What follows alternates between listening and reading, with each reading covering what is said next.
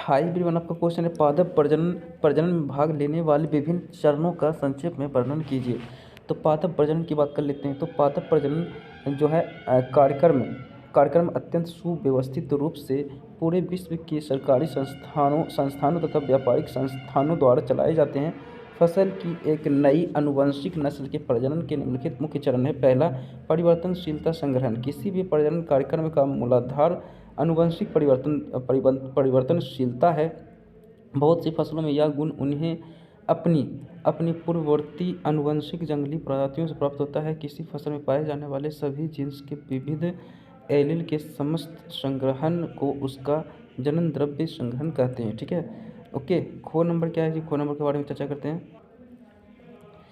देखिए, जनकों का मूल्यांकन तथा चयन। तो पादपों को उनके लक्षणों के वांछनीय संयोजन के साथ अभिनिर्धारित किए जाने के लिए जनन द्रव्य को मूल्यांकित किया जाता है। चयन किए गए पादपों की संख्या वृद्धि कर उनका प्रयोग संस्करण की प्रक्रिया किया जाता है। इस प्रकार वांछनीय एवं शुद्ध वंशक्रम तैयार कर लिया जाता है। गो नंबर है तीसरा पॉइंट। चयनित जनकों के मध्य संस्करण यानी कि वांछित लक्षणों को बहुधा दो भिन्न जंतुओं से प्राप्त कर संयोजित किया जाता है।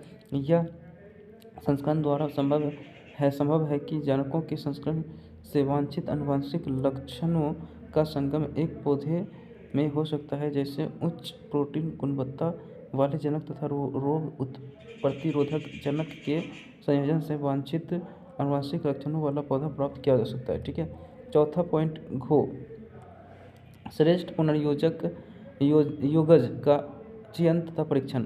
ये क्या होता है? तो प्रजनन उद्देश्य को प्राप्त करने में चयन की वह प्रक्रिया अत्यंत महत्वपूर्ण है। इसके अंतर्गत संस्करणों की संतति से ऐसे पादपों का चयन किया जाता है जिनसे वांछित लक्षण संयोजित हो।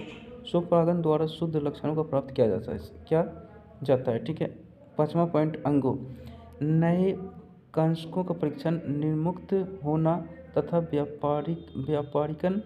ओके, यानी कि नए चयनित वंशाक्रम को उनके उत्पादन तथा अन्य गुणवत्ता रोग प्रतिरोधकता आदि गुण के आधार पर मूल्यांकित किया जाता है। मूल्यांकित पौधों को अनुसंधान वाले खेतों में जहाँ उपयुक्त उर्वरक, सिंचाई तथा अन्य शस्य प्रबंधन उपलब्ध हो वहाँ उगाया जाता है तथा उसमें उपर्युक्त गुणों का मूल्यांकन किया जाता है।